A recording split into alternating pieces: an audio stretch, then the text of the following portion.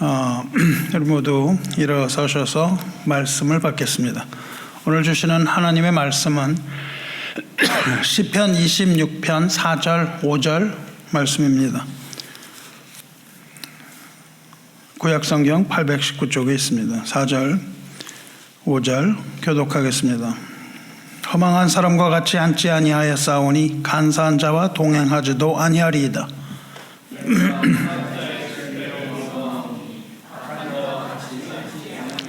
아멘. 모두 자리에 앉으시기 바랍니다. 하나님의 말씀 나누겠습니다. 여러분 레오나르도 다빈치 아시죠? 레오나르도 다빈치가 그린 그림이 최후의 만찬입니다. 최후의 만찬은 예수님과 12명의 제자가 같이 만찬하는 장면이잖아요. 근데 이제 그 그림을 그리려고 다빈치가 모델을 찾아다녔습니다.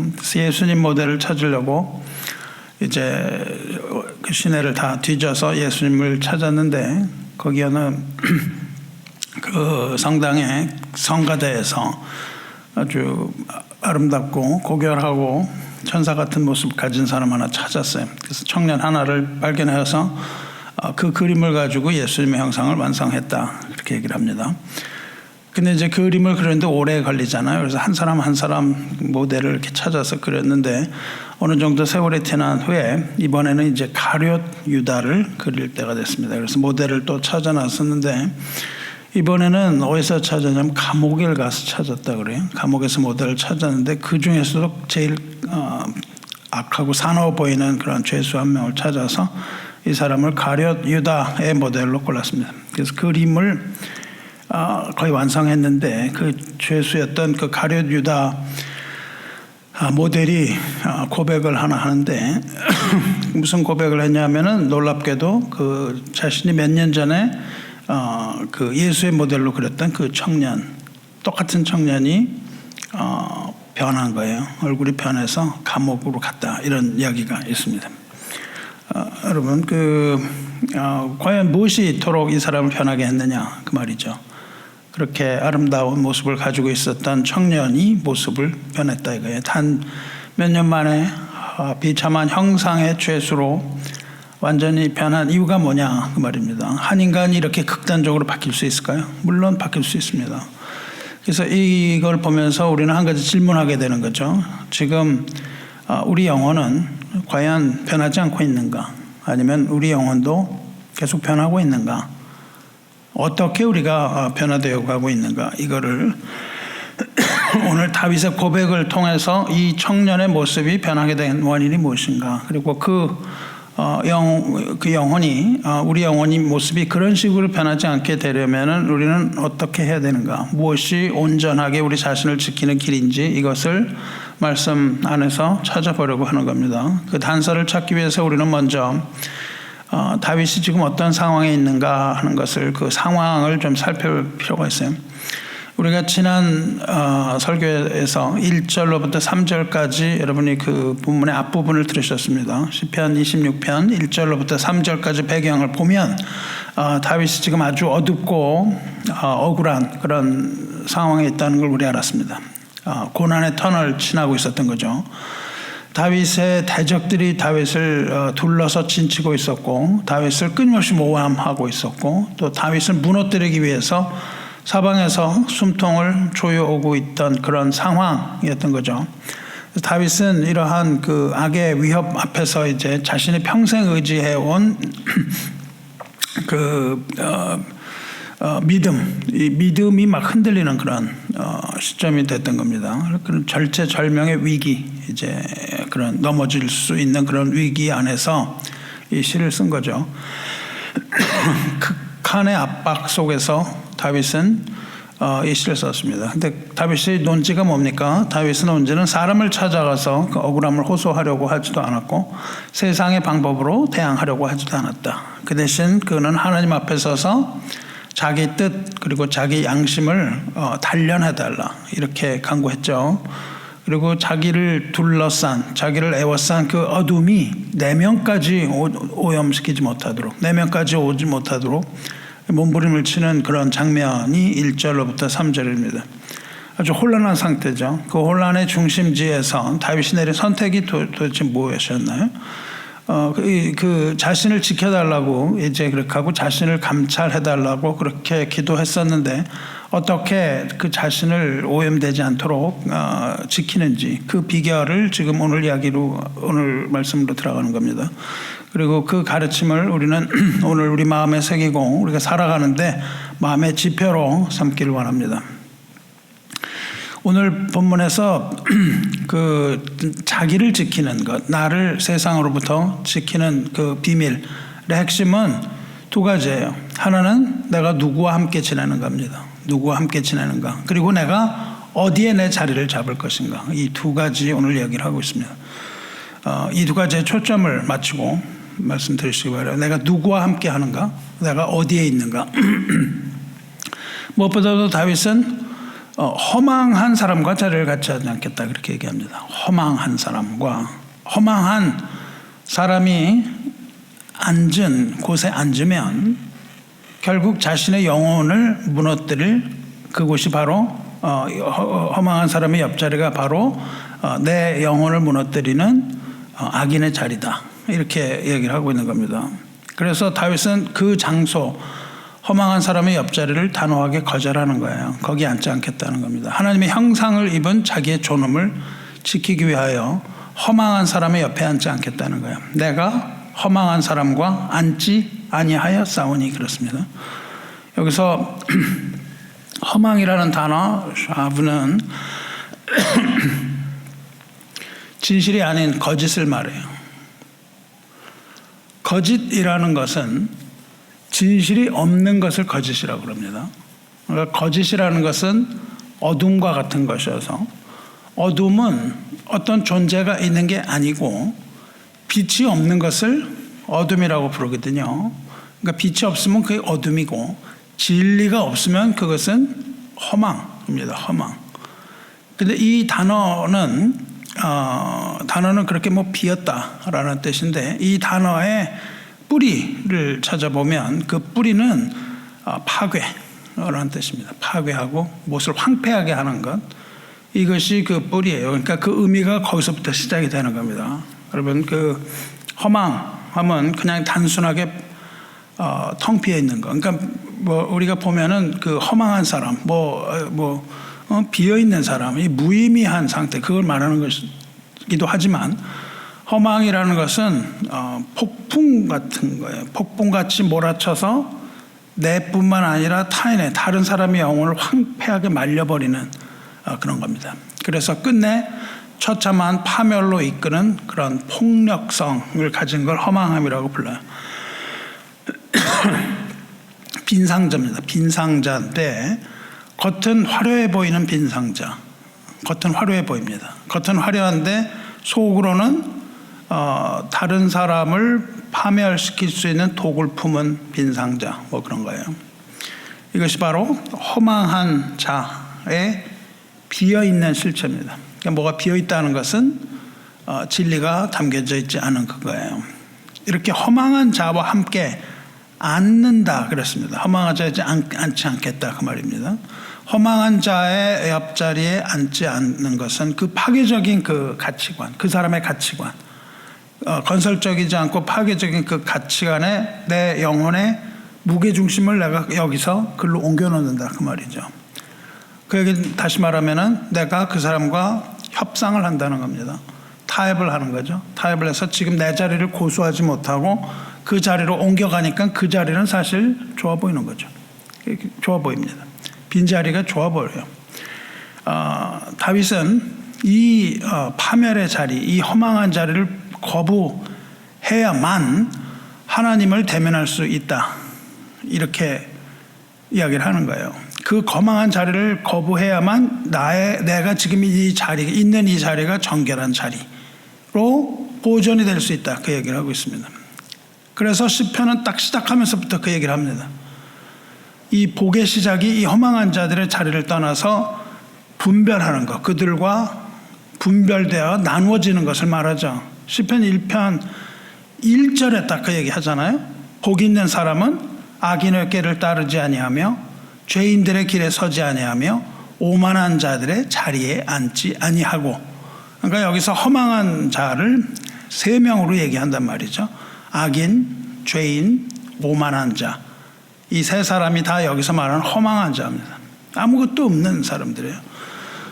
그리고 또 잠언은 뭐라고 얘기하냐면 우리한테 우리가 누구와 동행하느냐가 중요하다고 얘기를 해요.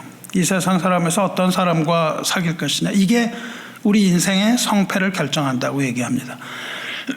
잠언 13장 20절에 지혜로운 자와 동행하면 지혜를 얻고 미련한 자와 사귀면 해를 받느니라, 그렇게 돼 있어요. 지혜 있는 자와 동행을 하면은 지혜를 얻는데 미련한 자와 사귀면 미련한 자가 된다, 이렇게 말하지 않고 미련한 자와 사귀면 해를 받는다, 그렇게 이야기를 하죠. 성도 여러분, 지금 11편에서 경계하는 그 악인, 죄인, 오만한 자, 이것이 바로 잠언이 말하는 미련한 자랑 똑같은 거예요. 그리고 이거 지금 오늘 읽은 본문에서 말하는 허망한 자, 이게 다 똑같은 말입니다. 그러니까 비어있는 사람들을 이야기하는 거예요. 이 사람들이 뭘 하냐 하면은 이 사람들이 하는 것은 우리 영혼을 파괴시키는 겁니다. 우리 영혼을 그 파멸의 폭풍 속으로 밀어넣는 그런 범인들이 이런 사람들이다, 그 말입니다. 그 반면에 지혜로운 사람은 영원한 생명이신 하나님과 호흡을 함께하는 사람이 지혜롭다. 그러니까 지혜라는 것은 반드시 어디로 연결이 되냐면 하나님과 연결이 돼 있는 거예요. 그냥 어떤 사람은 지혜롭다, 어떤 사람은 지혜가 비었다, 지혜롭지 못하고 비었다, 이렇게 얘기하는 게 아니라 지혜라는 것은 반드시 하나님과 연결이 되어서 하나님과 같은 호흡을 하는 자들이라는 거예요. 그렇기 때문에 이 허망한 자들 끊어내야 된다는 겁니다. 우리가 살 때 이 허망한 자들과의 동행을 끊어내야 되는데, 동행을 끊어내는 것은 두 가지 방법이 있어요. 소극적인 방법이 있고 적극적인 방법이 있다, 그 말이에요. 소극적이라는 것은 그 사람들의 초청을 거절하는 걸 소극적이라고 말해요. no라고 얘기하는 겁니다. 근데 적극적이라는 것은 그 사람들에게 no 하는 데서 그치지 않고 지혜로운 자들과 함께 나가는 것이 적극적인 거예요. 그걸 no 하고 그 자리에 있는 것이 아니라 지혜로운 자와 함께 생명의 길로 나아가는 것, 이것이 우리의 생존 전략입니다. 이거는 죽고 사는 문제예요. 왜냐하면 이 허망하다는 것이 파멸이라는 단어와 연결이 되어 있기 때문입니다. 좁은 길로 가는 것은 생명으로 나가는 것이요, 넓은 길로 가는 것은 멸망으로 간다고 얘기했거든요. 그러니까 넓은 길로 그냥 가는 거에 그치지 않고 그것이 멸망, 파멸로 가는 거예요. 그러니까 이 허망한 것은 그 넓은 길로 가는 겁니다. 그거를 따라가면, 그 사람들을 따라가면 어디로 가냐면은 파멸로 가는데, 멸망으로 가는데 그 길이 굉장히 넓고 가기가 쉬워 보인다, 그 말이죠. 예수님 하신 말씀이 그겁니다. 음향학, 과학에 보면은 공명이라는 게 있습니다. resonance, 공명 현상이라는 게 있어요. 이렇게 굽쇠, 말발굽처럼 생긴 쇠가 있습니다. 요게 얼마로 딱 울려요. 땡 하고 울립니다. 그래서 우리가 뭐 기타를 튜닝을 한다거나 할 때 어떻게 하냐면, 요새는 뭐 전기로 많이 하지만은 그걸 딱 갖고 땅 치면은 소리가 나는 거예요. 그런데 기타 소리와 그걸 맞추는 겁니다. 그래서 이걸 땅 쳐놓고 기타를 맞춘 다음에 기타가 그거하고 맞으면요, 소리가 커져요. 왕 하고 커지는 걸 듣는 거예요. 그러니까 이걸 땅 올려놓으면 징 하고 울거든요. 그거를 이 줄을 땅 쳐서 그게 같은 진동을 가지면 둘이 소리가 커져요. 그러니까 이 사람은 보고 이렇게 땅땅땅땅 하면서 소리가 커질 때가 맞는 때입니다. 이거 공명 현상이라고 그렇게 얘기합니다. 이걸 뭐라고 하냐면 소리급사라고 부르는데, 소리급사를 하나 놓고 옆에 똑같은 굽사를 놔요. 똑같은 걸 놓고 여기서 땅 치면 어떻게 하냐면 이것도 울어요, 같이. 그 공명 현상이라고 합니다. 한쪽이 울면 한쪽이 우는 겁니다. 이게 공명 현상 같은 거죠. 우리가 지혜로운 자와 같이 있으면 지혜로운 자가 땅 칠 때 우리들에게도 그 지혜가 울려지는 것이죠. 그렇게 떨리는 것처럼 허망한 것, 그건 어떻게 떨고 있냐 하면은 허망한 자는 뭐에 떨고 있냐 하면 세속적인 진동을 하고 있다 그 말이죠. 세상적인 것에 팍 반응을 한다 그 말이에요. 근데 우리가 그 옆에 계속 있으면 우리도 세속적인 것에 계속해서 같이 울리는 거예요. 우리 영혼의 주파수가 거기에 맞는다 그 말입니다. 그러면 나도 모르는 사이에 뭘 하고 있냐면은 그 생각에 동조하고 있다 그렇게 되는 거예요. 그거에 그냥 내 생각도 끌려가 버리는 겁니다. 내가 모르는 사이에 그렇게 되는 거예요. 나도 울리지 않을 수 없는 겁니다. 그 옆에 있으면. 그래서 그 생각을 아예 차단을 해야 된다는 거죠. 그리고 결국은 하나님 앞에서의 떨림, 이걸 어떻게 뭐라고 불러요? 거룩한 떨림이라고 그런단 말이죠. 두려움과 떨림이 있어요. 그 거룩한 떨림이 있는데 이 떨림을 잃어버리게 되는 거죠. 왜냐하면 그 떨림에 우리가 동조하기 때문에. 파스칼이라는 사람이 뭐라고 그랬냐면 인간은 사교적인 동물이라고 그랬어요. 근데 인간은 사교에 집착을 한다. 이렇게 어떤 인간이 사교에 집착을 하는데 아주 소란스러운 사고에 집착을 하는 경향이 있다. 그렇게 말했습니다.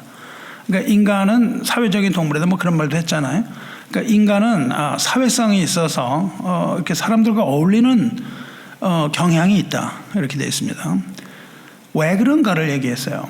왜 그랬냐 하면 왜 인간이 그 사교의 사회성에 집착을 하느냐. 거기에 집착하는 이유는 특히 거룩하신 하나님을 대면할 용기가 없을 때, 하나님을 대면할 용기가 없을 때 인간은 사람들과의 사교에 정신을 뺏긴다. 이런 말을 했습니다. 이분이 이제 그 하나님과의 교제가 얼마나 중요한가 말하는 문맥상에서 인간은 사회적인 동물이라는 것이 더 짚고 넘어가요. 그러니까 우리가 하나님을 알지 못하고 하나님과 함께 대면하지 못할 때는 뭔가에 기대해야 되는 거예요. 지금 어디로 기대하죠? 지금 인간이? 지금 AI로 기대고 있습니다. AI에 수많은 신들을 만들어냈어요. 지금 뭐 인도 무슨 뭐 일본이라고 AI는 다 가지고 있습니다. 전지성을 가지고 있어요. 모르는 게 없어요. 못하는 게 없습니다. AI는 영생을 합니다. 죽지도 않아요. 이거는 그냥 계속. 그래서 지금은 어마어마한 신을 만들어내서 이 신들이 우리 종교성을 그대로 가지고 나가고 있습니다. 그래서 단체를 다 등록을 했어요. 법인을 등록을 하고 거기에 뭐 어떻게 이런 것들 다 만들어냈습니다. 우리가 하나님을 대면할 용기가 없을 때는 거짓 신을 만들어내요. 근데 AI가 나를 섬기라고 한 적이 없습니다. AI는 그렇게 안 해요. 인간이 거울을 보고 자기의 가지고 있는 것을 그대로 투영을 해갖고 거짓된 신을 만드는 것이죠. 이 마지막 시대는 어떻게 돼 있죠? 요한계시록을 보면 인간이 만든 거짓 신이 말을 한대요. 이 말을 하고 있거든요, 우리한테. 거짓된 말을, 그 짐승이 나타나서 우리에게 거짓말을 하고 있습니다. 이렇게 우리가 하나님을 대면할 용기가 없으면 우리는 인간과 혹은 인간이 만들어낸 어떠한 것과 교제할 수밖에 없는 거예요. 인간은 그렇게 교제하거든요. 허망의 자리에 앉아있는 건 결국은 뭡니까? 허망한 자리를 우리가 자꾸 찾는 것은 하나님 앞에 독대해야 하는 우리가 그것을 두려워하는 거예요. 거룩한 두려움을 피하려는 이 비겁한 도피 행위입니다. 우리가 하나님으로부터 도망을 가면 그런 쪽으로 갈 수밖에 없는 것이죠. 이게 우리에게 들려오는 소음이에요. 잡소리입니다. 이게 계속 들려와요, 우리한테. 이 허망한 소음, 아무 뜻도 없는 그 소음이 계속 들려오는데 이걸 거절하고 주님과 대면하는 침묵의 자리로 우리가 나가야 됩니다. 우리는 거기에 동조되지 말고 우리는 하나님 앞에 딱 입을 다물고 조용한 자리 나가야 돼요. 여러분이 아침에 일어나면 뭐 해야 됩니까? 세상의 소리부터 딱 키죠. 아침에 일어나면. 켜요, 안 켜요? 이렇게 끼고 있다가 이렇게 하고 세상 것부터 보잖아요. 그러면 안 된다는 겁니다. 우리 거기서부터 빠져들어가기 시작해서 하루 종일 허망한 소리를 계속 듣는 거잖아요. 그렇게 하면 안 됩니다. 우리는 침묵의 시간이 필요해요, 우리에게. 여러분이 하루 중에 침묵의 시간을 가지셔야 됩니다. 어떤 침묵? 하나님과 함께하는 침묵. 하나님의 말씀을 듣는 시간. 이렇게 되셔야 되는 거죠. 요즘 교회를 가니까는 그 뭐 예배할 때도 그냥 이걸 보고 말이죠. 목사님이 맞는 말 해? 이거 AI한테 물어봐요. 정말 맞는 거야? 아, 또 거짓말 하시네? 이런 말 할까 봐. 이런 자세로 무슨 예배를 드린단 말이에요. 그게 아니죠. 우리는 침묵해야 돼요. 침묵하는 시간이 필요합니다. 사랑하는 성도 여러분, 우리는 다윗을 본받아야 돼요. 이런 허망한 자와 자리를 같이 하지 말아야 된다는 거죠.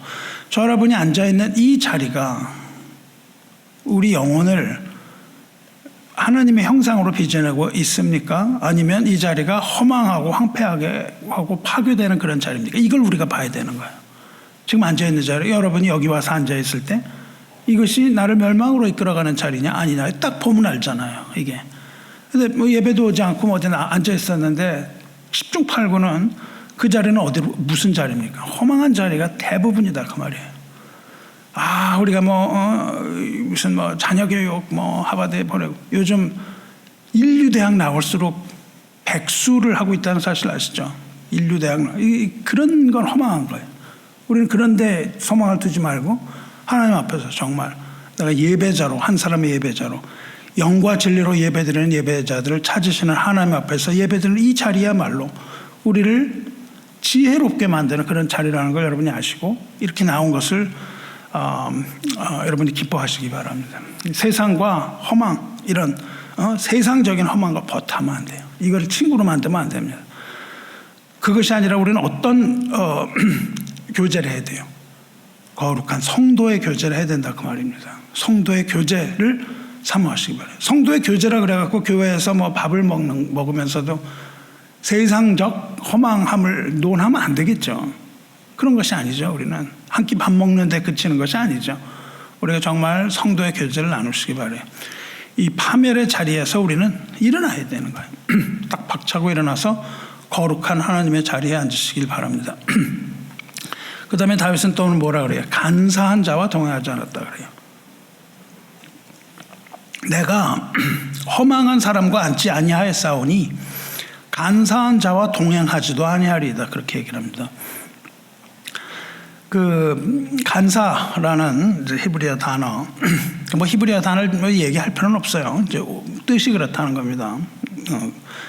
이 간사하다는 말은 뭐냐 하면은 마스크, 가면을 썼다는 뜻입니다. 간사하다는 건 마스크를 썼어요. 겉과 속이 다른 위선적인 걸 말합니다. 여러분 가면 쓰고 사세요? 안 쓰고 사세요? 엄청 쓰고 살아요. 목사도 가면을 쓴다고요. 목사가 성도를 대할 때는 목사의 가면을 써야 되잖아요. 여러분이 무슨 어디에 회사에 CEO면은 CEO의 가면 써야 되거든요. 내가 부장이면 부장으로서 대해야 되는 게 있으니까 긍정적인 면이 있다고요. 목사가 가면을 안 쓰고 막 인간처럼 막 대하면 어떻게 되세요? 엉망이 되겠죠, 그거는. 그렇죠? 그러니까 우리는 우리가 지켜주는 그 규범이 있어요. 그 우리 얼굴에 쓴 가면인데 여기서 말하는 그 가면은 그런 가면이 아니라 부정적인 의미의 가면이라고요. 겉과 속이 다른 걸 말해요. 그러니까 여러분이 보시면요, 심리학자들이 보면 인간이 몇 번에 한 번씩 거짓말을 한대요.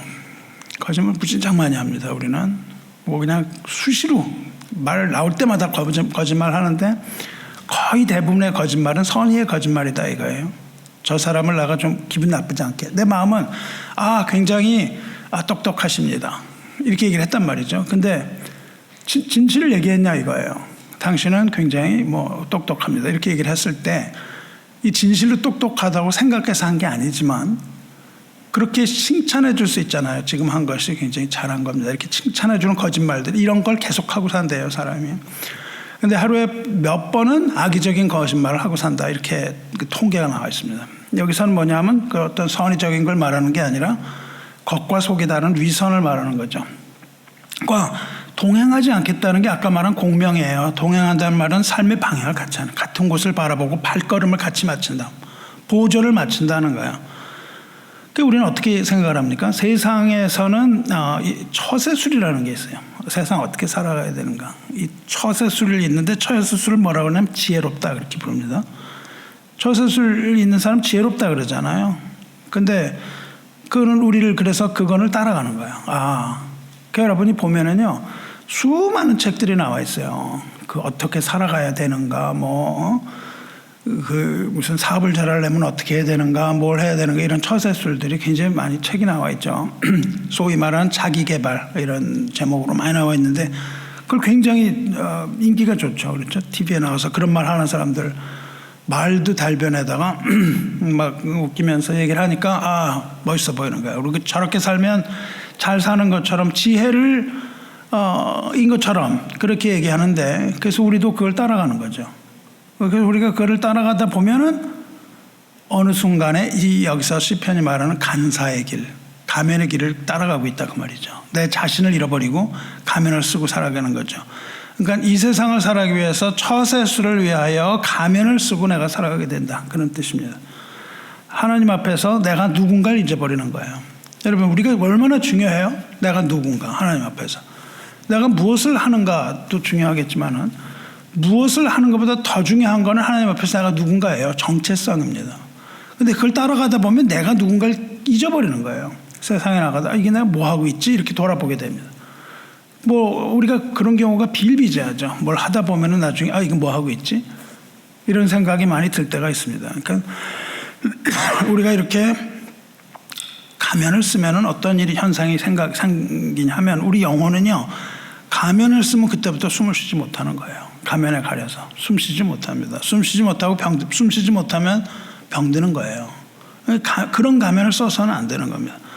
간사한 자, 여기서 말하는 거는 뭐냐면 그냥 거짓말을 한다는 뜻이 아닙니다. 단순히 거짓말 한다는 게 아니라 다른 사람을 또 조정하기도 하고 말이죠. 상황에 따라서 말을 막 바꾸는 거예요.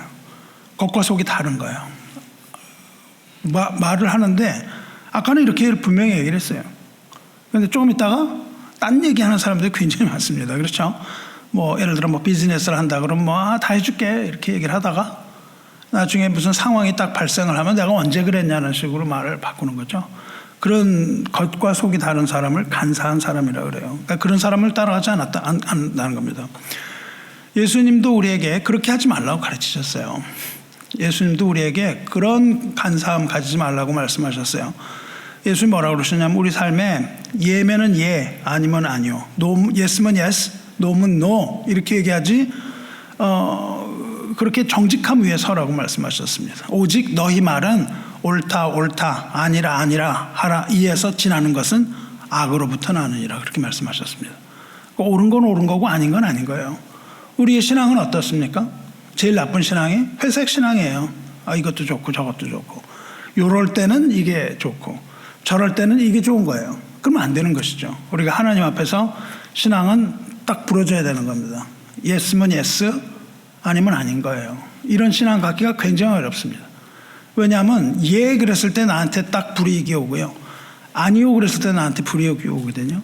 그러니까 내가 예를 할 것인가 아니요 할 것인가를 말할 때 뭘 갖고 판단을 하냐면, 나한테 이익이 올 것인가 불이익이 올 것인가, 이걸 갖고 판단을 합니다. 그래서 예수님께서 yes or no라고 말씀하셨단 말이죠. 그러니까 이런 거죠. 우리가 내 말을 믿으라고 맹세를 하는 거고 과장을 하는 겁니다. 이건 진짜 이렇게 얘기를 하는데, 그렇게 막 날 믿게 하려고 한다는 그런 것은 그 마음속에 거짓과 불신에서 나오는 거다, 이렇게 말씀하시는 거예요. 그러니까 그렇게 나를 믿어달라고 할 필요가 없는 겁니다. 내가 옳으면 옳은 거예요, 하나님 앞에서. 이걸 옳다고 주장을 할 필요가 없습니다. 그리고 다윗은 그런 거짓되고 이중적인 사람들과 함께 걷지 않겠다, 이렇게 선언하는 겁니다. 우리가 이중적인 사람은 피해야 돼요. 이중성이 나타나면, 말로는요 yes 그러다가 딱 서류를 가져가면 아니라 그래요. 엄청 많습니다, 그게. 그래서 우리는 verbal commitment를 안 믿잖아요. 말로 하는 걸 안 믿어요. 반드시 사인을 하게 하는 이유가 거기에 있습니다. 여러분, 트로이 목마라는 게 있다고요. 트로이 목마가 어땠어요? 겉으로는 아주 좋은 선물로 보였단 말이죠, 그 목마가. 근데 그 속엔 뭐가 들었습니까? 그 적을 함락시키려는 파멸의 병사들이 그 속에서 우르륵 막 튀어나오잖아요. 이 간사한 것이 그런 겁니다. 트로이 목마처럼 겉으로 보기에는 아주 나한테 좋은 것 같았는데 그 속에는 나를 파멸시키는 것. 그래서 우리는 겉모양을 보면 안 되는 것이죠. 겉모양의 화려함 이런 걸 보지 말고 그 사람 마음의 중심에 정직함을 분별해낼 수 있어야 되는데 그걸 우리가 할 수 있냐 이거예요. 못하거든요. 그래 우리에게 필요한 게 뭡니까? 하나님 앞에 붙어있는 거예요. 그러기 위해서 우리가 왜냐하면 하나님은 마음의 중심을 보시거든요.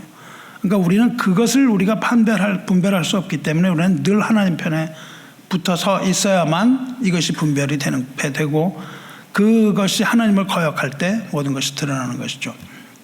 그리고 여기 정수기 보면은 뭐가 있어요? 필터가 있다고요. 물이 있으면 더러운 물이 있으면 필터로 걸러서 들어요. 그러면 우리가 그 사람을 무엇으로 판단하냐 이거예요. 중심을 보지 못하는데 어떻게 해야 됩니까? 하나님의 말씀이라는 필터가 우리에게 있다고요. 우리가 어떤 행동을 할 때요, 하나님의 말씀이라는 그 필터를 딱 가지고 봐야 되는 거예요. 이게 하나님 말씀에 부합이 되느냐 아니냐.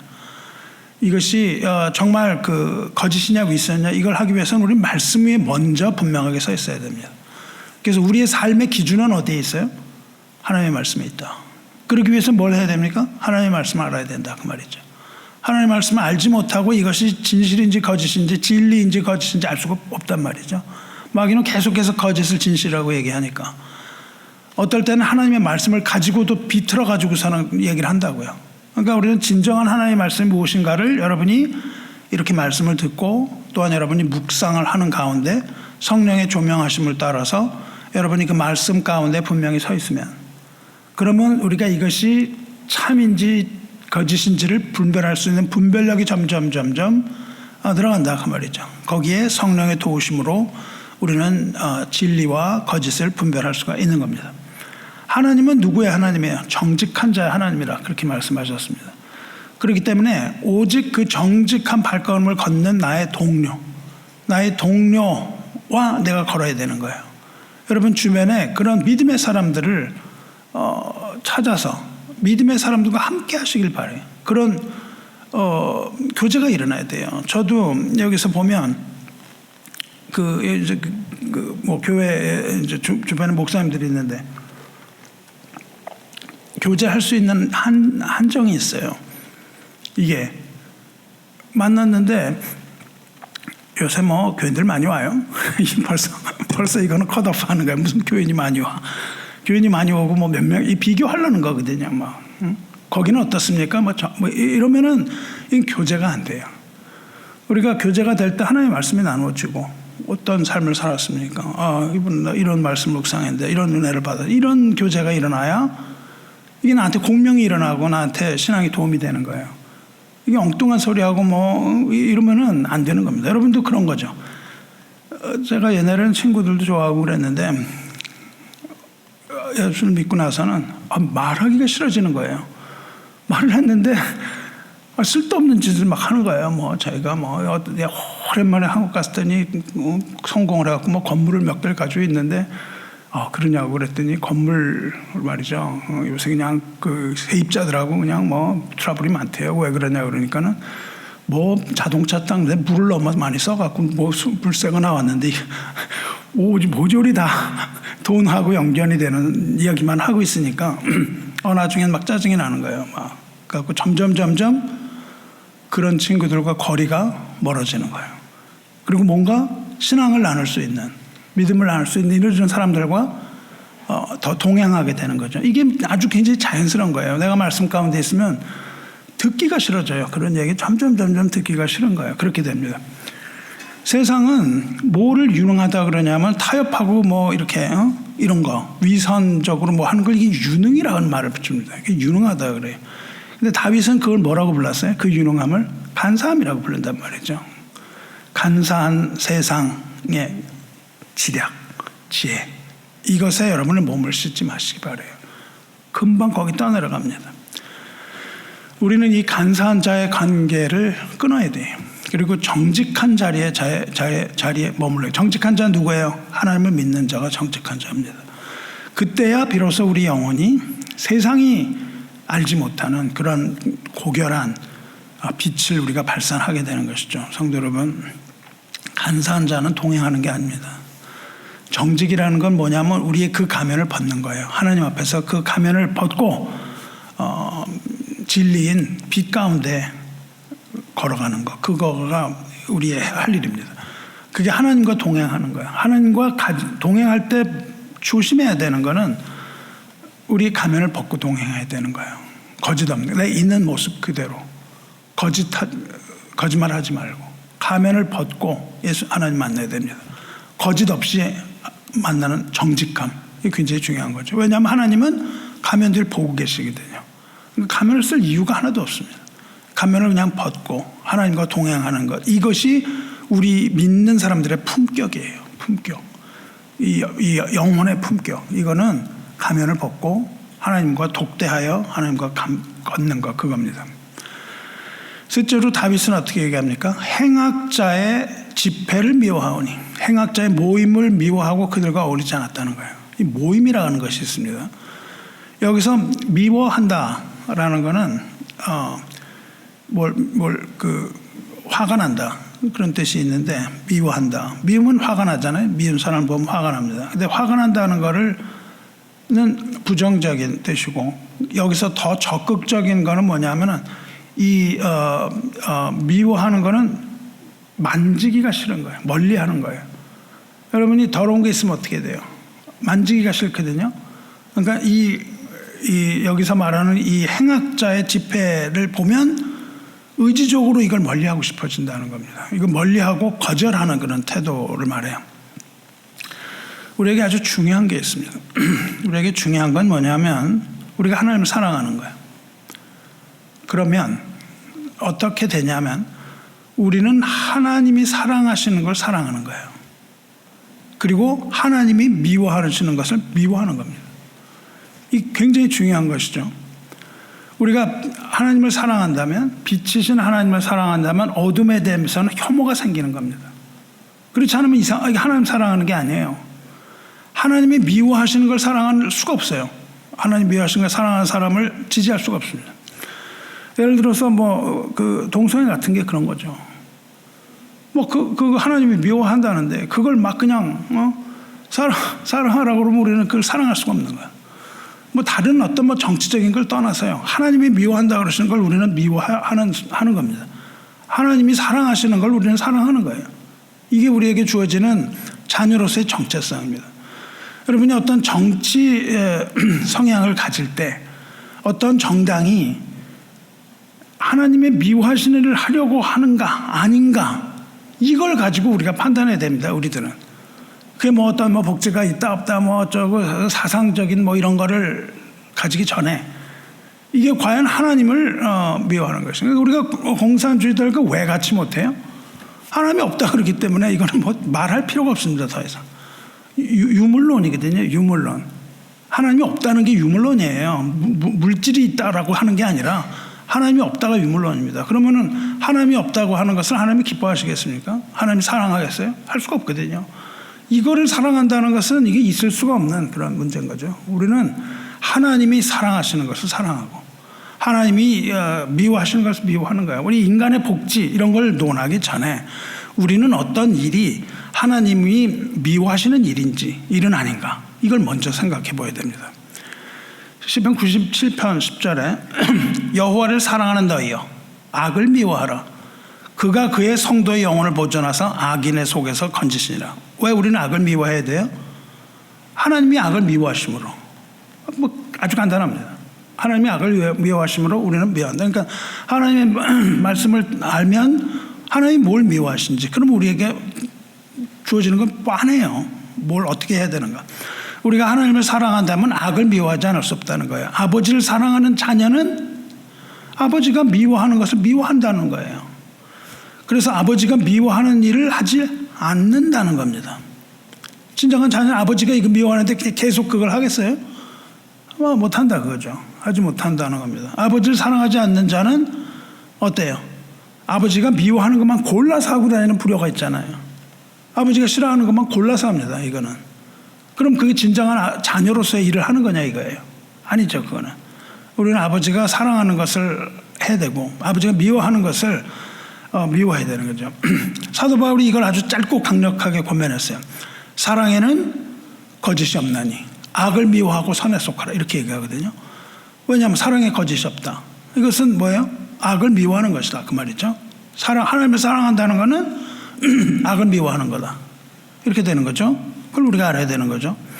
그것을 거룩이라고 부르는 거예요. 분별. 이거는 타협하지 않는 마음인 걸 말하는 거예요. 그것과 타협해서는 안 됩니다. 야합이라고 불러요. 야합. 뭘 야합을 하면 안 되는 거예요. 내 이익을 위해서 그것과 야합을 하는 그런 거죠. 세상의 지폐가 화려해 보입니다. 화려해 보여요. 그거 없으면 나는 낙후되는 것 같아요. 내가 저 사람들 처음 보이는데, 칵테일 파티 하는데 내가 안 나가면 어떻게 돼? 이렇게 되잖아요. 그거를 화려해 보이는데, 만약 그 자리가 하나님을 대적하는 자리라면은 우리는 그 자리를 미워할 줄 아는 거 알아야 돼요. 이런 영적인 야성이 있어야 되는 겁니다. 이걸로 해서 내가 그냥 폭풍을 맞아도 나는 그것을 노라고 말할 수 있는 그런 거부할 수 있는 그런 야성이 있어야 될 거 아니에요. 이건 뭐 밤낮 그냥 아하 네 뭐 우선은 그냥 뭐 가서 이러면 안 된다는 거죠. 분명하게 no 나는 그건 안 합니다. 이렇게 돼야 되는 거죠.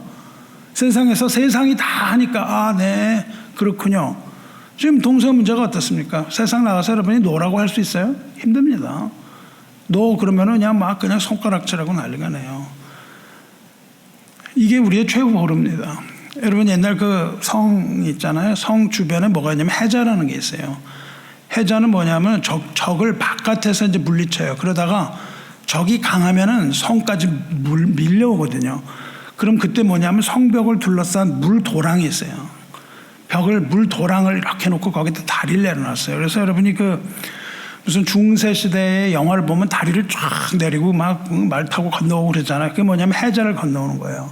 해자는 물로 가득 차 있어서 이게 적군이 오질 못해요. 다리를 통하지 않고는. 그리고 다리를 통해서 올라오려니까 좁잖아요. 그러니까 한꺼번에 많은 병사가 몰려오지 못한 이겁니다.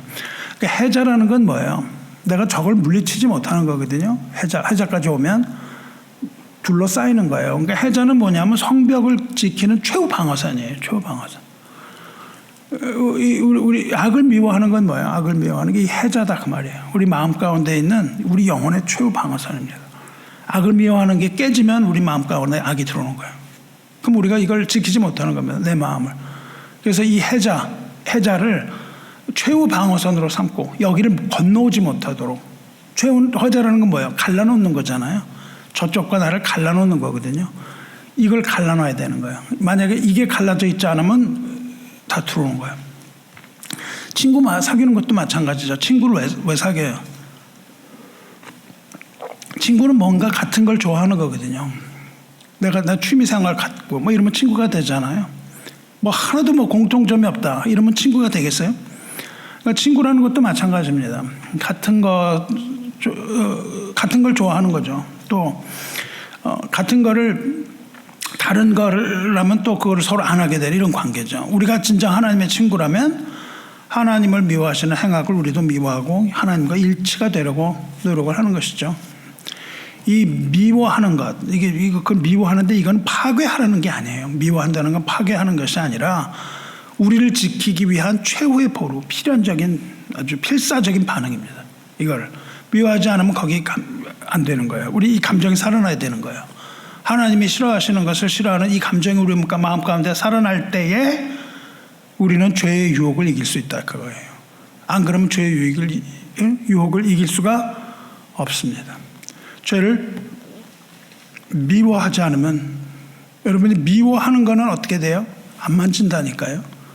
미워해야 안 만지는 거예요. 이거 사랑스럽다 그러면 만져요. 그죠? 괜찮다 그러면 만져볼까 그렇게 되잖아요.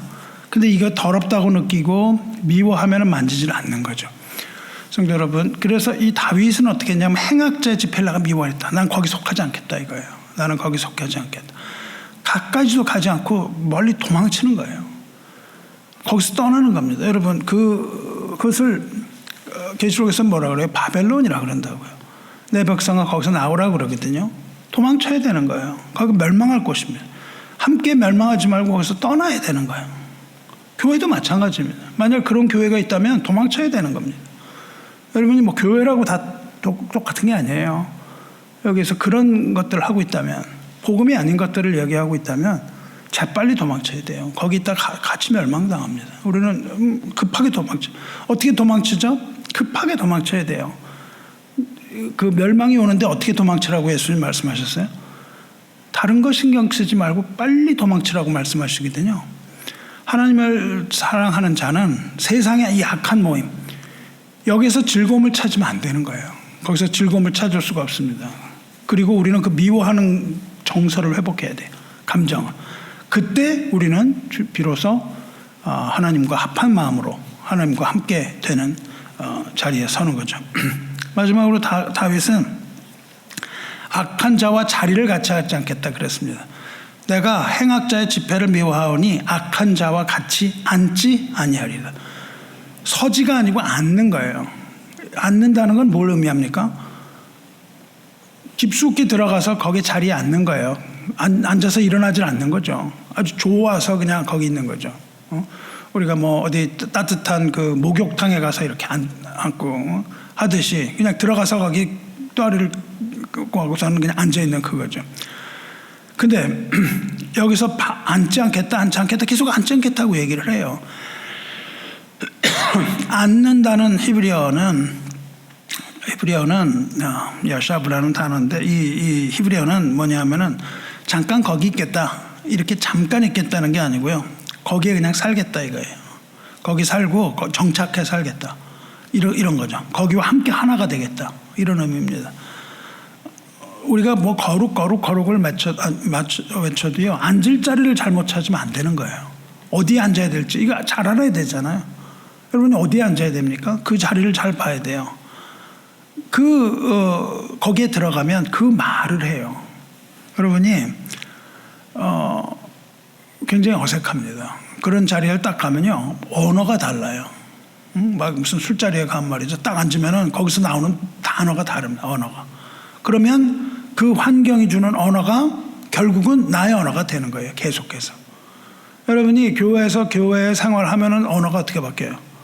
다르게 바뀌거든요. 세상이 잘 못 알아들어요. 그래서 지난번에 그거 하다가 아직 못했는데 교회 용어 정리 교회에서 어떻게 말을 하는가, 이게 새로 믿는 사람들은 잘 모르거든요.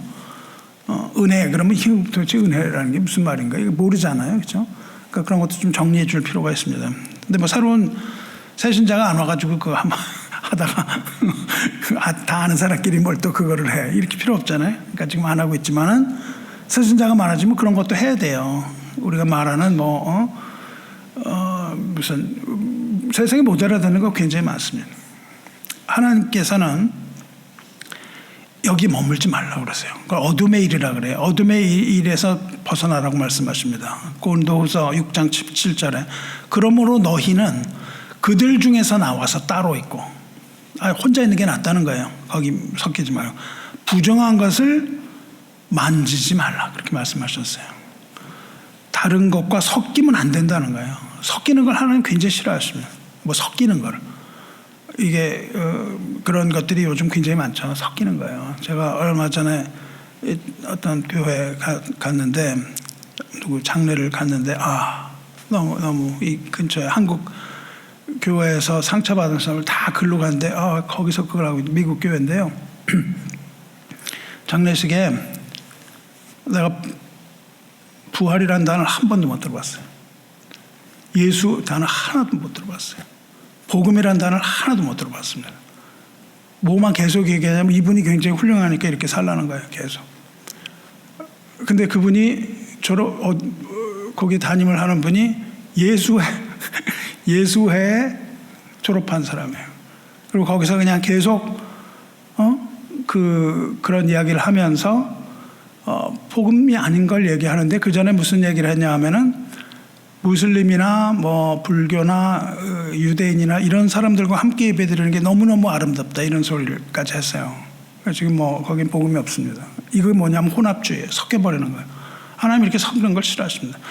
그들은 우리가 함께 예배드릴 자가 아니에요.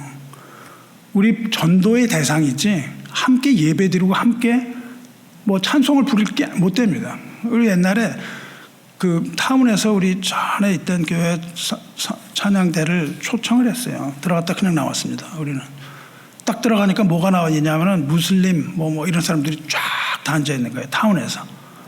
그리고 우리더러 거기서 찬양 부르라 그래요. 그래서 우리가 excuse me 하고 나왔거든요. 거기에서 나와야 됩니다. 그냥 있을 수가 없는 거예요. 세상이 뭐라 그래도 할 수 없습니다. 그거는. 우리가 거기서 하나님 앞에서 무슬림과 함께 찬양할 수는 없는 문제입니다. 뭐 우리가 그렇게 얘기를 해야 되는데 나오기 굉장히 힘듭니다. 거기서 그런 이야기하기 힘들어요. 그러나 끊어야 되는 거예요. 이게 굉장히 중요한 겁니다. 다른과 섞이지 않는 구별하는 거. 이거야말로 하나님께서 우리를 인정하시는 조건입니다. 우리가 섞이면 끝이에요. 섞이면 안 됩니다. 너희는 열매 없는 어둠의 일에 참여하지도 말고 도리어 책망하라. 그렇게 말씀하셨습니다. 이게 섞이면 안 돼요. 성도의 사명은 뭐예요? 참여하지 않는 건 소극적인 거예요. 적극적인 건 뭡니까? 도망치는 겁니다. 도망치고 그거를 도망칠 뿐만 아니라 책망하는 겁니다. 책망하고 악으로부터 도망치는 게 긍정적인 태도예요. 행동하는 구별이 있어야 돼요. 행동하는 구별이 세상을 향한 선포입니다. 그걸 갖고 욕을 할지도 몰라요. 그러나 우리는 그렇게 해야 됩니다. 우리 몸에 뭐 감기 바이러스가 들어오면 어떻게 돼요? 우리 몸은 딱 백혈구를 출동시킨다고요. 그렇잖아요. 백혈구가 나가서 맞아서 싸우고 그 바이러스 거부해야 되잖아요. 근데 우리의 삶 가운데 그런 것들이 막 들어오는데 우리는 왜 가만히 있어요? 영적으로도 면역력이 있어야죠. 우리가 면역력을 가지고 있어야 되고, 이것도 뭡니까? 이 면역력은 뭐예요? 퇴치하는 거예요. 세속적인 가치관, 이거를 퇴치하고 거부하는 것, 하는 행동, 거기에 있습니다. 우리 그렇게 해야 되는 거죠. 우리 그 백혈구들이 무너지면 어떻게 돼요? 몸이 병드는 거, 감기가 드는 거잖아요. 우리가 앉을 자리를 구별하지 못하면 어떻게 됩니까? 영혼이 병드는 거예요. 이게 멸천하지 못하니까 거기에 그냥 잠식을 당하는 겁니다. 여러분, 배가 있단 말이죠. 배가 물 위에 떠 있으면 가라앉지 않잖아요. 배가 물 위에 떠 있으면 가라앉지 않는데 물이 뱃속으로 들어가면 어떻게 돼요? 조금만 들어가면 가라앉거든요. 이게. 그러니까 배는 그 위에 떠 있어야 되는 거지, 구별이 돼 있어야 되잖아요. 물과. 이 물이 뱃속으로 들어와버리면은, 뱃속으로 들어와서 자리를 잡으면 배는 가라앉는 거예요. 그렇잖아요. 그러니까 그 안으로 들어오게 되면은 안 되는 겁니다. 성도는 어떤 거예요? 그 물 가운데 산다고요. 세상에 산다고요. 그렇잖아요. 세상에 사는데 바닷물이 안으로 들어오면 안 된다니까요. 세상 물이 우리 안으로 들어오면 안 되는 거예요. 세상 가치관이 우리 안에 들어와서 자리를 잡으면 우리는 넘어지는 겁니다. 교회가 근데 불행하게도 자꾸만 그걸 하려고 하는 거예요. 교회가 세상 가치관을 자꾸만 들어오세요 그러고 들어오는 거예요. 세상의 가치관이 자꾸만 교회로 들어와서 교회가 침몰하고 있습니다. 세상에 함몰되면 안 되는 거예요. 교회는 세상과 딱 구별하고 배가 물과 분리되어 있는 것처럼 우리도 분리가 되어 있어야 하는 거죠. 우리가 세상의 한복판에 살지만 우리는 그들과 같은 의자에 앉지를 않는 걸 거부해야 되는 거예요. 그래서 여러분은 세상에, 미국에 왔어요? 왔는데 여기는 뭐 살 데가 뭐 어때? 여기는 우리가 주류로 살지 못하고 비주류로 살아, 이런 얘기 하잖아요. 여러분, 세상에서 주류로 살아야 돼요? 아닙니다. 세상에 비주류로 사셔야 돼요. 그 세상의 가치관을 내가 막 끌고 가는 주류가 되면 안 됩니다. 내가 비록 거기에 살지라도 내 발걸음을 구별해야 되는 거예요. 그래서 발걸음을 구별해서 걸어야 돼요. 세상 사람들과 달리. 그 보조 맞춰서 가면 안 돼요. 그리고 내가 앉을 자리, 앉지 않을 자리를 다 구별해야 돼요. 이게 뭡니까? 내 믿음을 지키는 거예요. 내 신앙을 그렇게 지켜야 됩니다. 그러므로 사랑하는 성도 여러분, 다윗을 배워야 되는 거예요. 악한 자리에는 앉지 말아야 됩니다. 거기는 앉으면 안 돼요. 앉는 자리를 골라야 돼요. 그래야 우리 영혼이 안전합니다. 악인의 의자는 거절해야 돼요. 그리고 우리는 어디로 나가야 됩니까? 하나님의 제단으로 나가야 되는 거예요. 예배의 자리에 와서 앉을 자리가 굉장히 많아요. 여기 앉으셔야 돼요. 거기 앉지 마시고 하나님의 제단 앞에 여러분이 앉으셔야 됩니다. 이때 우리는 뭘 얻냐 하면은 안식이라는 걸 얻는다고요. 이 안식이 뭐냐면 영원한 안전함이에요. 더 이상 두려움이 없다고요. 하나님의 보좌 앞에서는. 여러분, 사랑하는 성도 여러분, 이제 우리는 앞에서 던졌던 질문이 있었잖아요. 그 질문이 뭐예요? 다빈치 그림 속 청년. 다빈치 그림 속 청년. 그 예수님 같은 얼굴을 갖고 있었는데 이 예수님에서 가룟 유다의 형상, 그냥 극에서 극으로 변질되는 거, 이거를 볼 수 왜 그런지 아는 거죠. 결코 우연이 아닌 거죠. 세상의 그 풍파를 다 겪은 거예요. 그러다 보면 사람이 알지 못한 얼굴이 돼버린 겁니다. 누굴 사귀었는가가 중요하잖아요. 그런 걸 사귀고 그런 자리에 계속 있었으면 범죄 빠질 수밖에 없잖아요. 그렇게 거기 있었고 그것이 이 사람의 형상, 외모까지도 바꿔놨다는 거예요. 이게 한 인간을 통해서 우리에게 증명이 되는 거잖아요. 다윗이 이게 왜 이렇게 파멸되는 걸 알고 있었단 말이죠. 그래서 다윗은 뭘 합니까? 같이 앉지 않고 동행하지 않고 미워하고 거절했다. 그렇게 돼 있어요. 이거를 간단하게 말하면 뭡니까? 선긋기예요. 선을 잘 그으셔야 돼요, 여러분이. 어디 거룩한 선긋기를 한 겁니다. 인간관계에서 선을 그어야 돼요. 이거. 그리고 앉을 자리에도 선을 그어야 돼요. 그리고 선을 넘어가면 안 됩니다. 그 선을 넘어가면 안 되는 거예요. 우리가 머무는 자리가, 우리가 맺는 이 인간관계, 이것이 우리 영혼을 변화시킨다니까요. 맨날 그런 얘기를 들으면 그냥 그렇게 되는 거예요. 맨날 근데 하나님 말씀 들으면 하나님같이 되는 겁니다. 하나님을 닮아가는 거예요. 예수님 말씀을 들으면 예수님 닮은 삶을 살고자 하는 것이죠. 그래서 허망한 자들의 자리를 거부하고 세상의 그 끈을 그냥 과감하게 놓는 거예요. 이 과감하게 놓고 오직 살아계신 하나님과 함께하는 겁니다. 살아계신 하나님과 함께하고 하나님의 그 영광스러운 형상을 회복해야 되는 거예요. 이쪽으로 형상이 회복이 돼야죠, 그죠? 저쪽으로 형상이 회복이 되면 망가지면 어떻게 돼요? 이게 뭡니까? 이게 우리의 고백이에요. 뜨거운 우리 고백. 하나님 앞에서 내가 하나님의 예수 그리스도를 따라가는 자로서 예수 그리스도의 형상을 내가 닮아가는 자가 되겠다는 이 사랑의 고백. 하나님 사랑하시는 걸 하고 하나님 미워하시는 걸 내가 안 하겠습니다. 이거죠. 다윗이 세상과 왜 거리를 뒀어요? 그 사람이 싫어서 배척한 게 아니에요. 왜 선긋기 했습니까? 하나님한테 더 가까이 가기 위해서.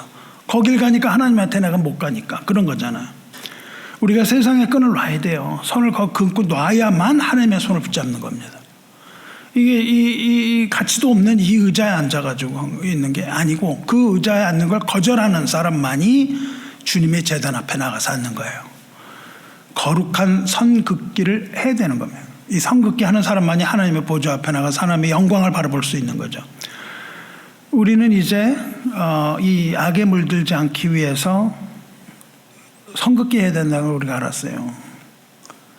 그러나 이 진리는 아는 것에 그쳐서는 안 되는 겁니다.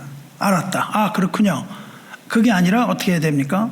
실제적으로 우리 삶의 현장에서 그렇게 살아야겠죠. 진리를 따라서 걸어야 되지 않겠습니까? 그러면 생각을 해야 되는 거예요. 오늘 내가 누구와 어떤 시간을 보냈나?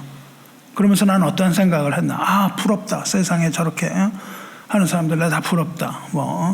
또 내가 어디에 앉아서 무슨 얘기를 하고 있었는가? 이런 것들을 생각해 봐야 되는 거죠. 우리가 그런 것들이 우리가 영적인 어떤 상황을 만들어낸다 그러면은 우리는 지금 당장 나와 관계가 있던 어떤 그 공간을 정리해야 되는 겁니다. 점검해야 되는 거예요. 점검하고 또 점검하고 이렇게 살아야 되겠죠. 저와 여러분 영혼을 살리기 위해서 우리가 뭘 해야 됩니까? 이 선긋기를 해야 되는 거예요. 선긋기. 첫째로 뭘 하라고 말씀하셨습니까? 관계를 분명하게 하라고 그러셨어요. 관계를, 인간관계. 우리 영혼을 황폐하게 만드는 나에게 독을 자꾸 주입하는 관계. 이거는 정리해야 된다는 거예요. 이 다윗이 허망한 자를 멀리했던 것처럼 우리 신앙을 갉아먹는, 믿음을 갉아먹는 관계, 이게 있다면은 오늘 이 시간 우리가 영적으로 거리를 둬야 되는 겁니다. 그 말을 들으면 안 됩니다. 누구와 시간을 보내냐, 이게 우리 영적인 얼굴의 모습을 드러내요. 세상에서 그러고 들어오면 그냥 금방 어둠이 깔립니다. 어둠이 금방 깔려요. 왜 이렇게 어둠이 깔리세요? 그런 거 있었던 거죠. 그게 아니라 우리는 이 하나님 안에서 지혜로운 성도들과 어깨를 나란히 해야 되는 거죠. 그리고 생명의 길을 이렇게 그 성도를 주셨거든요. 그렇게 생명의 길을 함께 걸으시길 바라요. 두 번째로는 뭘 해야 됩니까? 공간 구별하라 그러셨잖아요. 매일 머무는 곳이 어디냐? 내가 거기서 나와야 되는 거죠. 매일 머무는 실제적인 현실의 장소, 또 영적인 공간, 이것을 구별해야 됩니다. 우리가 앉아있는 자리가 탐욕의 자리인가, 세상에 조롱하는 자리인가, 내가 조롱받는 자리인가, 이런 거 잘 돌아봐야 되죠. 스마트폰, 인터넷, 이런 공간, 인공지능 공간, 이런 거. 이 세상은 우리를 끊임없이 가스라이팅해요. 요새는 뭐가 우리를 가스라이팅 하죠? AI가 가스라이팅 한다니까요. 대화해보세요. 가스라이팅이에요. 계속 우리를 그쪽으로 끌고 가려고 합니다. 그런 것들이 그러니까 분별력이 있어야 되는 거예요. 분별력 없이 그런 걸 하면 안 되는 겁니다. 아, 이게 그냥 좋은 거네. 이게 툴이 아니라 그걸 섬기게 된다니까요. 종이 돼버린다니까요. 잘못하면 내 결정을 내릴 수가 없어요. 나의 권리가 없습니다. 그걸 계속하면 내가 뭘 결정하지 못해요. 다 물어보고 이거야 얘기해주면 그걸 결정. 이런 삶으로 우리가 끌려 들어가면 안 됩니다. 내 영혼을 파멸의 폭풍으로 끌고 들어가는 거예요. 지금 당장 그 자리를 박치고 일어나야 되는 겁니다. 그걸 할 수 없다면, 그거를 우리가 제압할 수 없다면 그렇게 해야 되는 거죠. 악한 자리를 벗어나서 주님과 대면하는 침묵의 자리로 나가고 주님의 보좌 앞으로 나가는 용기를 내야 돼요. 여러분이 그걸 끊으려면 용기가 있어야 됩니다. 용기 없이는 끊지 못해요. 계속 거기에 끌려다닙니다. 셋째로는 세상과 섞이지 않은 비주류가 돼야 돼요. 비주류. 세상의 비주류가 돼야 됩니다. 비주류가 될 때 그리스도의 향기가 나는 거예요. 이게 주류로 가면 그리스도의 향기 안 납니다. 세상과 구별이라는 것은 세상과 고립되라는 얘기가 아니에요. 구별이라는 것은요, 고립된 게 아니라 세상에 영향력을 행사하는 것을 구별이라 그래요. 우리가 구별이 됐다 그래서 그게 무슨 뭐 고립이 돼서 뭐 아무것도 아니다가 아니고요. 세상을 향하여 얘기를 하는 거예요. 이게 진정한 구별입니다. 그 세상을 향하여 배척하는 말을 하는 겁니다. 그런 악을. 세상을 살다 보면은 우리가 하지 말아야 될 일을 강요당해요. 이거 해라 저거 해라는 게 아주 무언의 압력이 옵니다. 이렇게 해야 되고 저렇게 해야 되고, 거짓말도 해야 되고 말이죠. 누구 모함해야 되고 말이죠. 타협해야 되고 이런 압력이 들어오거든요. 이거 안 하면 살기 어려워요. 비굴하게 누구에 가서 뭐 비율을 맞춰야 된다든가 뭐 이런 거죠. 그게 그렇게 해야만 살아남을 것 같거든요. 그래서 강요를 당하는데, 강요당할 때 뭐라고 해야 됩니까? 내 정체성을 얘기해야 돼요. 나는 하나님을 믿는 크리스찬입니다라는 걸 딱 정의를 하고 나가야 된다고요. 이게 그 말이 안 나가고는 얘기가 안 돼요. 나는 이런 사람입니다. 내 정체성. 나는 하나님을 믿기 때문에 나는 이 자리에 있을 수 없습니다. 나는 거기에 공감할 수가 없습니다. 그걸 내가 따라갈 수가 없습니다. 이렇게 말하면서 그 자리를 떠날 때 우리가 그 자리를 떠나는 뒷모습이 어떻게 되는 겁니까? 세상을 부끄럽게 하는 거예요. 그걸 알면서도 하라 그러거든요. 근데 그걸 하지 않겠다고 거부하는 뒷모습이 부끄러워지는 것이죠. 그래야만 이것을 주님께 인도하는 선명한 빛이 되는 거예요. 그 다 따라가면은 전도가 되겠어요? 안 됩니다. 그걸 따라가면 전도가 안 되는 거예요. 그냥 You are one of us예요. 이렇게 되는 거죠. 거부하고 떠날 때 하나님이 택한 자는 그것을 보고 부끄러움을 느끼고 하나님께로 돌아올 수 있다. 이렇게 되는 거죠. 이게 우리의 자존감입니다. 이게 우리가 자존감이 있어야 돼요. 난 하나님의 자녀다. 난 세상에서 이건 못한다. 나한테 뭘 하라 그래도 난 이건 못합니다. 이거 사기쳐야만 삽니다. 그럼 난 못합니다. 얘기해야죠. 그렇게 돼야 되지 않겠습니까? 이 거룩한 자존감으로 살아가시길 바라요. 그리고 주님의 제단 앞에 기쁨으로 서시기 바랍니다. 이게 지금 이거는 물인데 이게 여기 물이 아니라 플라스틱 병에 있잖아요. 병이 이게 얼마예요? 이거 슈퍼마켓에 가면 코스코 가면 몇십 잔 한 병에 몇십 잔이잖아요. 이게 편의점 가면 어떻게 돼요? $1가 넘어요, 그죠? 이러다가 이게 식당에 가면 어떻게 됩니까? $2가 돼요, 그죠? 입으로 오시 3불도 받아요. 그러다가 공항 터미널 가면 이거 5불씩 받아요. 뭐 어디 무슨 사막 같은 데가 막 10불씩 받을 거 아니에요, 그죠? 고급 호텔에 가면 더 비쌀 거 아니에요. 이게 다른 물입니까? 여기 이렇게 뭐 코스코에서 하는 물과 거기서 사는 물이 달라요? 아니란 말이죠. 똑같은 물이잖아요. 똑같은 물인데 이 물이 어디에 놓여 있느냐에 따라서 가치가 달라진다고요. 그렇잖아요. 그 가치는 달라지는 겁니다. 어디에 있느냐에 따라서. 우리 영혼이 그런 거예요. 우리가 세상에 허망한 자리에 머물면 어떻게 돼요? 우리는 하나님의 자녀라는 자존감을 잃어버리는 거예요. 가치가 없는 겁니다. 아주 뭐 값싼 존재가 되는 거예요. 그냥 거기에. 그러나 우리가 우리의 자리를 지키면 그것은 전혀 다른 가치가 되는 거거든요. 하나님이 우리를 보실 때 가치가 달라지는 겁니다. 기억하시기 바라요. 세상 사람들을 우리가 함께 동조돼야 되는 사람이 아니고 우리가 불쌍히 여겨야 되는 사람들이에요. 그 사람들 말을 듣는 게 아니고 그 사람들 불쌍히 여기고 우리가 복음을 전해야 되는 전도의 대상입니다. 그들과 어울려서 세속 문화를 즐기고 동화되고 뭐 이러는 동행의 대상이 아니라고요. 이거는 여러분과 저의 영적 가치를 지켜야 돼요. 우리 이 자리에 있을 때 우리가 가치가 있는 거예요. 거기에 가면 가치가 없습니다.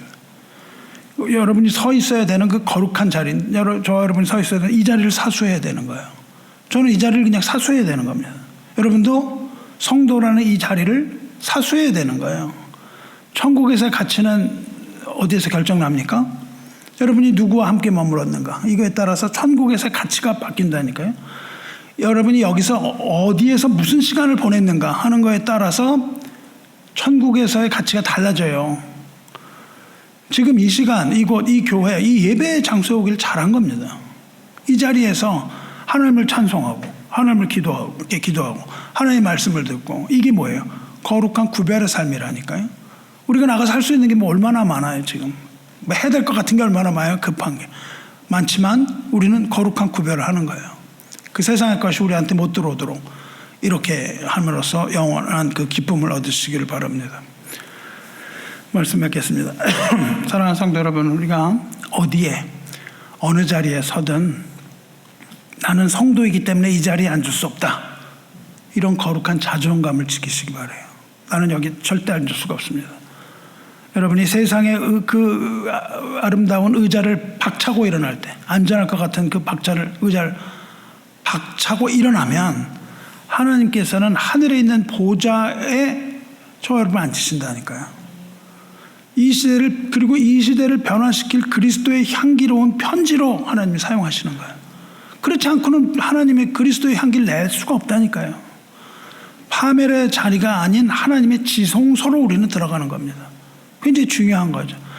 우리는 하나님과 같이 동행하는 이 참된 승리, 이 용기, 이것을 얻으시기를 우리 주 예수 그리스도의 이름으로 선포하면서 축원합니다. 세상의 의자에서 일어나서 하나님과 대면하는 침묵의 자리에 앉으시기를 주님의 이름으로 축원합니다. 기도하겠습니다. 거룩하신 하나님 아버지, 오늘 다윗의 고백을 통하여 우리의 영혼이 머물러야 할 그 자리가 어디인지 깨닫게 해주셔서 감사합니다. 세상은 끊임없이 우리를 허망한 소음 속에 앉게 하고 간사한 위선의 흐름에 몸을 싣도록 유혹을 합니다. 그러나 주님, 우리가 간절히 구하는 것은 우리 성도들에게 이 서슬퍼런 분별력 오늘 이 시간 허락하여 주시옵소서.